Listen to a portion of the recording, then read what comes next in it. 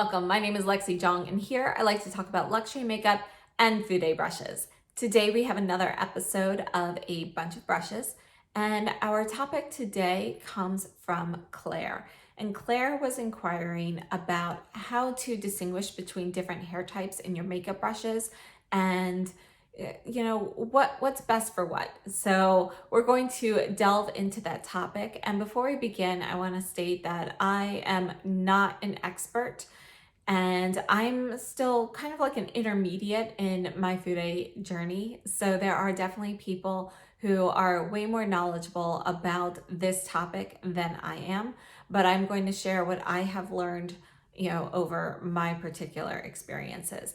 Now, Sonia G, who has, of course, her own makeup line, she has a blog called Sweet Makeup Temptations, and she has had this blog for quite a long time. She has a very detailed blog post on this particular topic where she delves into specific varieties. For example, instead of just talking about squirrel hair, she talks about a ton of different types of squirrel hair.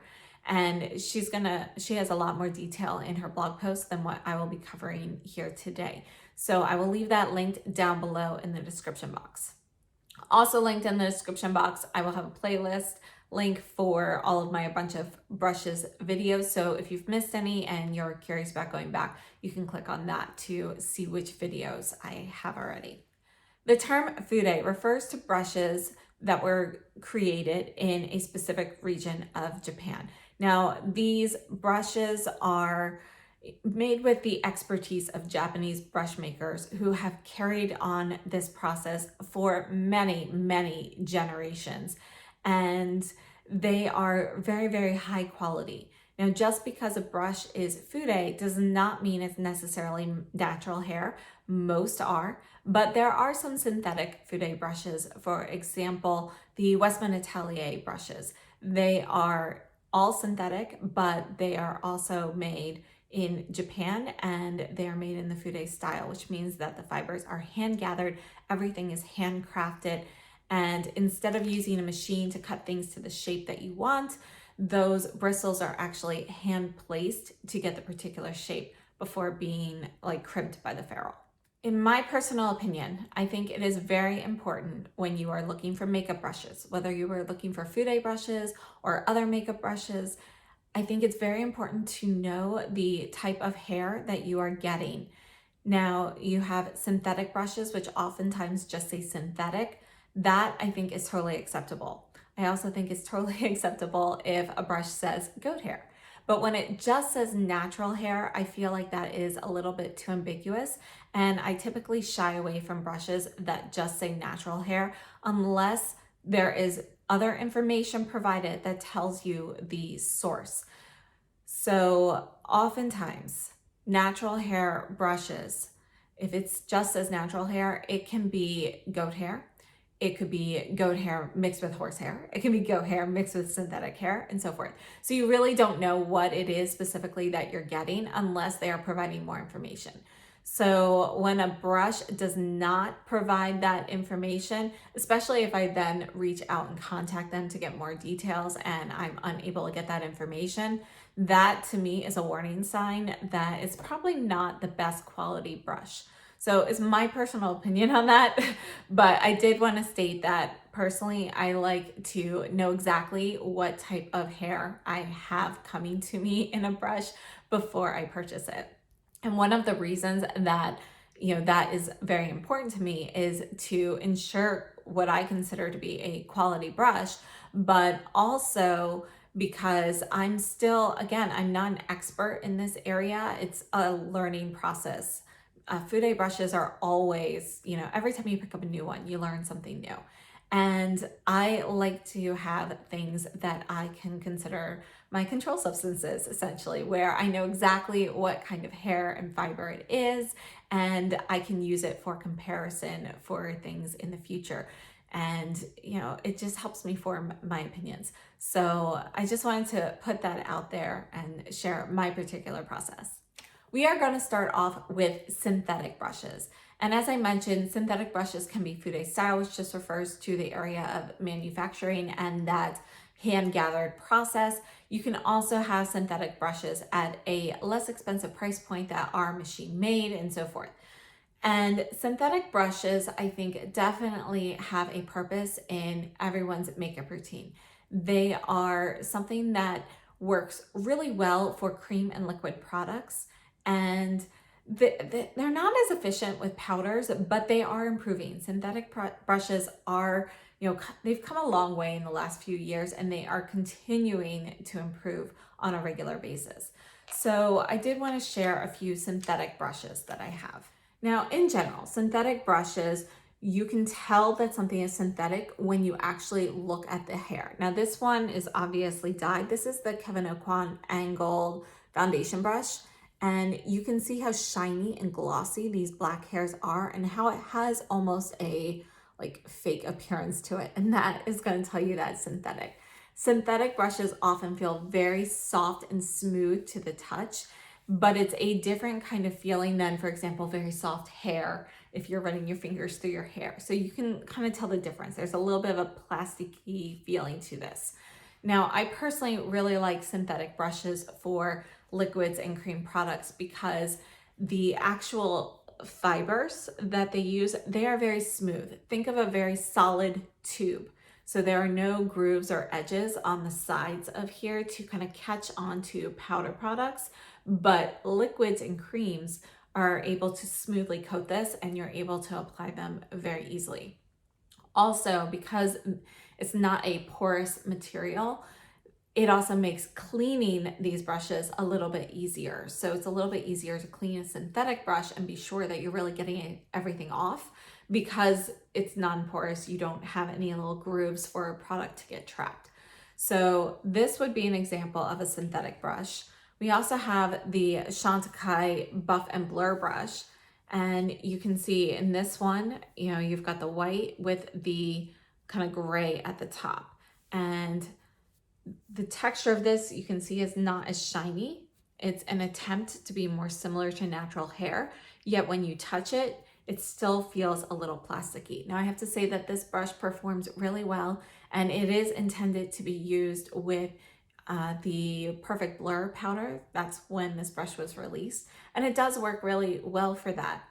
But again, that's partly going to be the design of this brush style. This is like a flat top kabuki style essentially. Well, it doesn't have the short handle like a kabuki, but it's a flat top brush and you can really pat that powder on and then blend it out.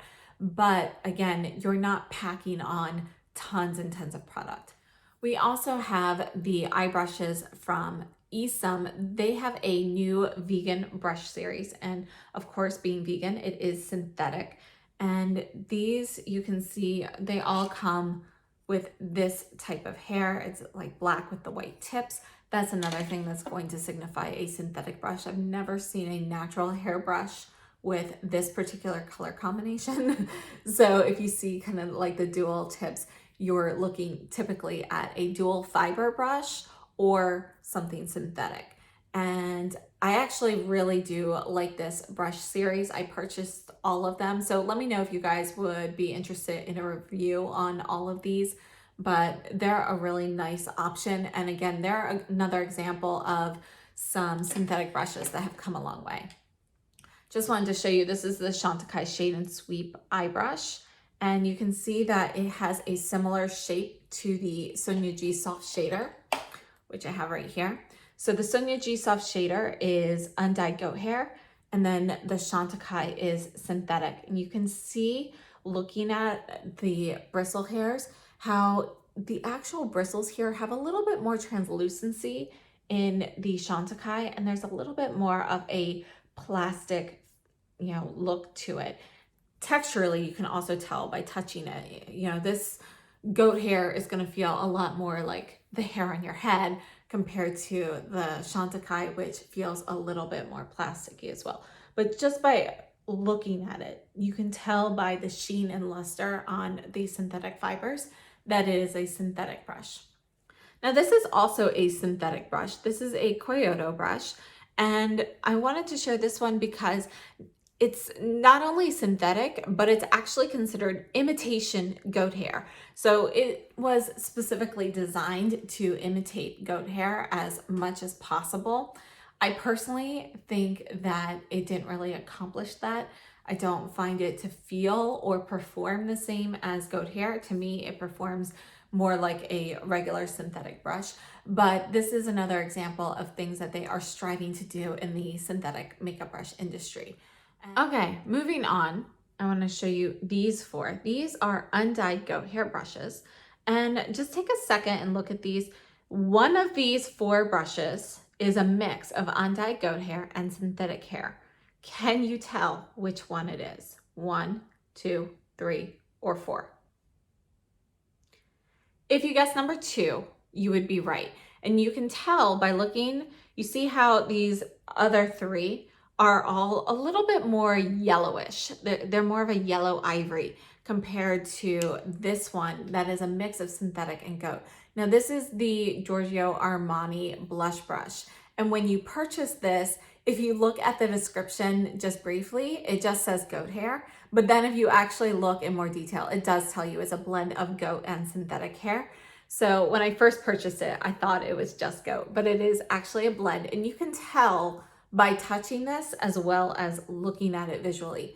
Now, sometimes looking at a brush visually, you really need something next to it for comparison, because if you were just to pick this up randomly and you had nothing else to compare it to, you might not know right away that that is a blend of synthetic. But when you touch this, you can actually feel a little bit of that plasticky feeling to this. And the goat hair that they use in this is probably of a lower quality than the Sonia G ones, which she uses the Chikuhodo Goat for the most part, and that is a little bit softer than, you know, the regular goat hair. There are many, many different levels of goat hair. Chikuhodo is a good one.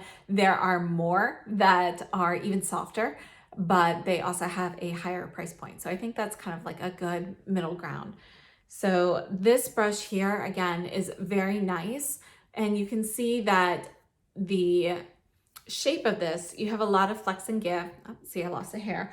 But the blend of synthetic in here actually helps to give a more diffuse application. This actual shape and the length of the bristles also helps promote a diffuse application. So it's intentional to have the synthetic in sometimes to help diffuse the product a little bit more, because again, it doesn't grip onto powder products as well. Now, could you use this with creams and liquids? You could. However, having a brush this style with such a long length of bristles, it's really not going to work very well for creams and liquids, because it's too soft. You know, you need something a little bit firmer. And so technically the bristles here could be used for creams and liquids, but because of the brush shape, it's probably not the best idea. Now, these other 3 that I held up, we have the Rephr 25 powder brush. This is an undyed goat hair brush. It is very soft. Again, technically you can use it with creams and so forth, but because of the shape and the amount of flex and give you have with the bristles, I wouldn't really recommend it. We also have the Rephr 18, which is also made out of goat hair, and the Chikuhodo T-11. Now, I'm not sure the varieties of goat hair for all of these, but I do have to say that the Chikuhodo T-11 is a little bit softer. And you can feel sometimes when you have a shorter bristle brush, it's going to feel a little bit softer than something longer as well, just because you're not running your hands as far, you know, you're not getting as much of that sensory experience. But in this case, I do think that the T-11 is slightly softer. Now, this in particular is designed, as well as this Rephr 18 brush. These are both designed to be used with powders, liquids, creams, and so forth. And they both perform very well for this. This Rephr 18 is great for applying powder blush as well as liquid and cream blushes, because it's short enough and dense enough that you are able to kind of press those into your skin and smooth them out nicely. The Chikuhodo T-11, again, same idea. This is essentially a liquid foundation brush, but it's also very good for contour, bronzer, and you can use it for blush and highlight and so forth as well. So undyed goat hair, you're typically going to see more of these white hair types, but they have a little bit of a more yellowish ivory tinge to it than a synthetic brush. So that's one way you can distinguish them. Okay, next, let's take a look at these brushes. So you can tell right off that this one here is not going to be the same as these first three. These first three are Sable hair brushes, and Sable is a type of weasel. So the weasel family includes Sable hair brushes. It includes Kolinsky brushes, which again is a specific type. It's very rare, very hard to find. It was always used traditionally in like the very best paint brushes and calligraphy brushes and so forth. So it's a really great brush. Now these, I don't have any, by the way, but the Sable hair brushes, these are gonna have this characteristic, it's like a reddish yellow tinge to it. So this shade helps signify sable hair. You will often see some brushes that have maybe sable hair mixed into them, or, you know, maybe some horse hair mixed in to give a similar color. But, you know, you are looking for this kind of color for sable. Now, sable hair is going to be soft, and they're typically used in eyeshadow brushes or small brushes for detail work and so forth. They are a little bit firmer. They don't have quite as much give and flexibility. This, by the way, is the ESUM W36. We have the ESUM W23 here, and this is the Surratt Petite concealer brush. Now, one of the things that makes Sable hair brushes so unique, just like Undyed Goat hair, you can use these with liquids and creams. Now, because of the like firmness of the actual bristles on the Sable hair brushes, they work really well with shimmers and looser eyeshadows. So the ones that you typically get fallout with, anything like metallic or shimmery, these pick up the product really well. And because you can also use these to apply the shadows wet, you know, they make a really great brush for that application. The Undyed Goat hair can as well, but these are, the hairs are just, they're a little bit smoother, and they, you know, typically the way they are packed, they're going to be a little bit flatter, and they make it a little bit easier to press it on than the goat hair, which can be a little bit fluffier and tends to splay out a little bit more upon blooming. Blooming is when your brushes, you wash them, you dry them, and you let them dry in their natural shape. They're going to fluff out a little bit. And the Sable hair brushes, in my experience, don't bloom quite as much as an Undyed Goat hair. So they're more compact shape, and the ability to be able to use them wet allow them pack on shimmers really well. They also pack on shimmers very well dry, again, because they don't really splay out very much. Now, this fourth brush that I held up, this is the Smith 253. It's a small arrowhead brush. And at first glance, if you had this by itself, you might be like, what is that? You can see it's a little bit more brown than the Sable hair. This is actually a pony hair brush. Now, pony hair it's kind of in between goat and squirrel in softness and price. And you're pretty much only going to see these in eye brushes. I mean, if you think about a pony, you know, you can get hair from different areas. If you get it from the mane or the tail, you obviously can get longer hairs. They're also going to be a lot coarser, and things like that are typically going to be used for a more coarse brush style, like for example, an eyebrow brush, you know, something that you want to stay stiff. But if you're looking at like soft pony hair, if you see pony hair, typically they are referring to what comes from the coat that gets brushed off. And those are small hairs. You're not getting a large quantity of those either. So they are going to be soft, and they perform really well also with the shimmers and metallics in my experience. Now, I'm not 100% sure whether or not pony hair is recommended to use wet or not. However, I have and haven't had issues, but I typically use these just with dry shadows to be on the safe side. Now, I know I have a horsehair brush somewhere, but honestly, I wasn't able to find it. But the horsehair bristles, you can tell them apart from pony typically because they are going to be much coarser, and You're usually going to see those in something like an eyebrow brush or something where you really want like more of that stiff, wiry texture to it. You can see them also in eyebrow brushes or eye brushes and so forth as well, but they often actually get softer over time. So after you use them more, they will soften up a bit. They are very durable. They are not something that I find comfortable to use on my eyes, so I don't typically use them, but they are going to have a similar appearance to the pony hair, but in my experience, they feel a bit rougher. Moving on, I wanted to share these two brushes from Sonia G. So these are from the Kiyaki set. This is the mini base, and this is the classic face. And you can see that at first glance, it looks like they have the same brush hair composition. But if you look closely, you'll see that this one has a little bit more of a reddish tone. This is going to be designed for use with cream products. So you've got a mix of synthetic and undyed goat hair here. And this one here is actually a mix of dyed and undyed goat hair. And this is designed specifically for powders.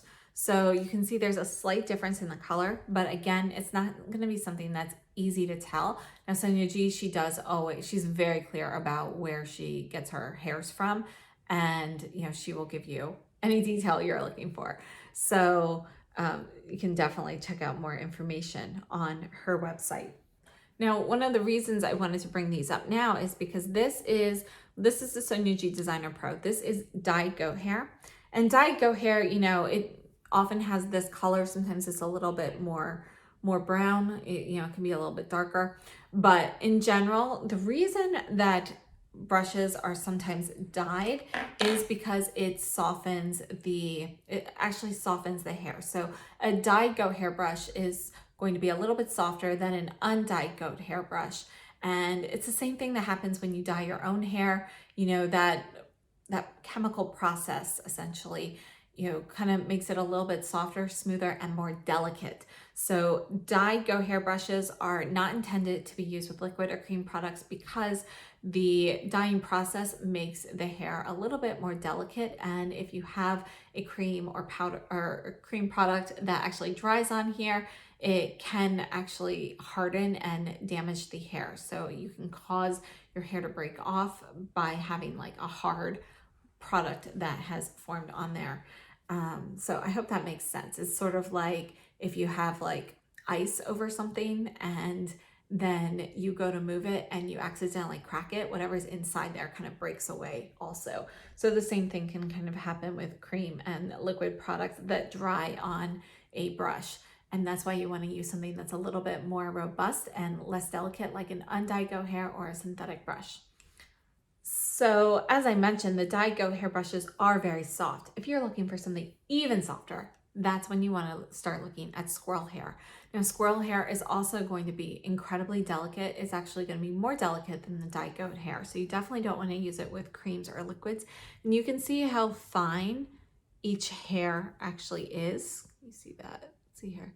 So you can see that the diameter of the hairs, I hope that comes across here. The diameter of the hairs in the squirrel hair is slightly finer than the goat hair, at least in these two brushes. This is the Surratt Cheek brush, by the way. Now, squirrel hair, we've got so many different types of squirrel hair brushes, but in general, a squirrel hair brush is going to be incredibly soft. And then they have different levels. You've got blue and gray squirrel, which some sources actually say they are the same, and others actually have a differentiation between them, but they are incredibly, incredibly soft. And off the top of my head, I don't remember which type of squirrel hair this Surratt brush is. We also have the Wayne Goss eye brushes. The ones that look like this are made out of squirrel hair as well. I want to double check, but I want to say it's gray squirrel. And you can see that they're going to have this darker appearance to them. They are incredibly soft. They're very fine hairs, and they work really, really well for powder products to get kind of like this soft airbrush look. There are a variety of other squirrel type hairs. We've got like pine squirrel, Canadian squirrel, and so forth. I don't have any of those, so I'm not going to discuss them, but I do also have this. This is the Kazan squirrel brushes, and the Kazan squirrel is it's a very rare brush type, but the Chikuhodo recently released the Hamari series, which is this series here. These are incredibly, incredibly soft, And I have to say, they feel slightly softer to me than gray and blue squirrel hairs do. They are just so incredibly luxurious. And one of the things I like about these in particular is they offer a little bit more control. So even though the hairs are incredibly soft, you know, something like this with the blue and gray squirrels, they're really great for kind of like a looser, lighter, softer application. Whereas the Kazan squirrel, I feel like the hair has it's like a little bit more, I don't want to say stiff, but it's sort of like stiff, you know, there's a little bit more bounce to the hair. And so it's a little bit better at applying color or pigment more strongly than a blue or gray squirrel brush. And because of that, it provides a little bit more control in your makeup application, and it gives you a really buildable application. So you can go in very softly and get a similar appearance to what you would get with blue or gray squirrel, but you can continue to build on this. And again, it does apply the pigment a little bit more strongly than blue and gray squirrel does, in my opinion. I feel like this one picks up product a little bit better. Now, as for telling these apart, I don't have enough experience with other Kazan squirrel brushes to know whether they always have this appearance. So I would rely on knowing the manufacturer. But in this case, you can see the color variation in the hairs compared to the squirrel hair, the gray or blue squirrel hair. That is going to be more uniform in color. And then last up, this is the Chikuhodo Silver Fox. This is the FO-1, and there are silver fox brushes, there are golden fox brushes. They're all incredibly soft, incredibly delicate, very rare. They usually have a high price tag.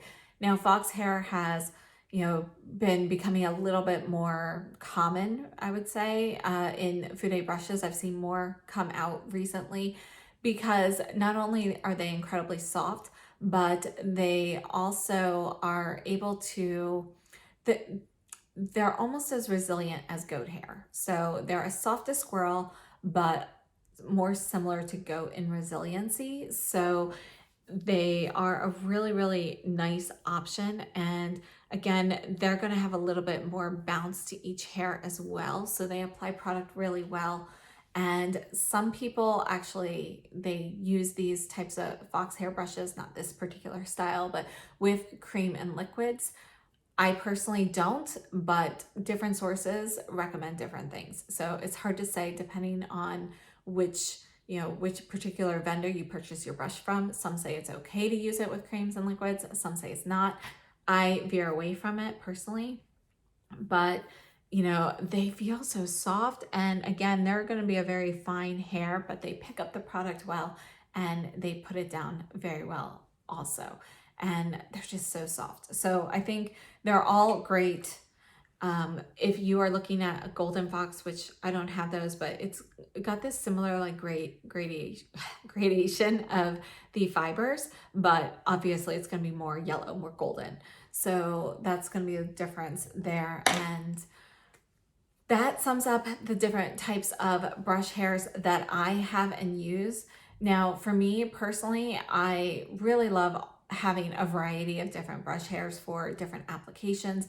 For creams and liquids, I typically go with synthetic brushes for foundations and sometimes undyed goat hair. Then for like cheek products and so forth, I usually go with undyed goat hair specifically for creams and liquids. Then for eyeshadows, I really love using undyed goat hair eyeshadow brushes.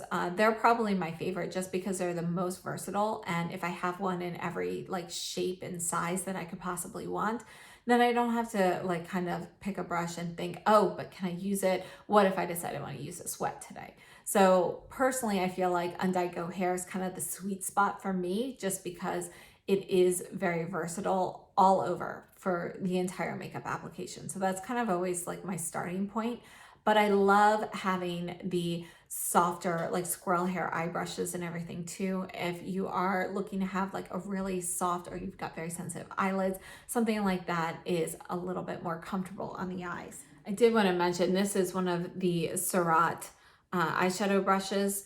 And you can see this is squirrel hair. It's very soft, they're very long, but a brush like this, you know, with goat hair is probably going to be a little bit too rough to get the same effect. But if you brush this like this, kind of flat against the eye, it gives you this beautiful soft watercolor effect. And again, that's something that you're really not going to be able to replicate with, you know, something more coarse like a goat hair, in my opinion. It's just not quite the same. So I do think there is a time and a place for every type of brush hair in there.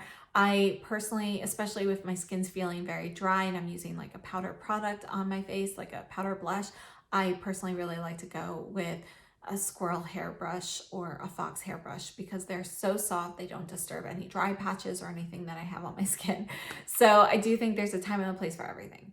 I hope this video on hair types was helpful. I realized, Claire, that I probably didn't answer your question all the way, but we will have another video like this where we'll go over brush shapes and styles and what they are best designed to do and what purposes they suit. And I think that will help answer any remaining questions you have. So if anybody has anything in particular they would like to see addressed in that video or in any other future video, please be sure to leave that down below in the comments or DM me on Instagram. I'm at Alexis Jong. And thank you so much for joining me. If you enjoyed this video, please give me a thumbs up. Consider subscribing if you haven't already, and I will see you very soon. Have a great day. Stay safe and healthy.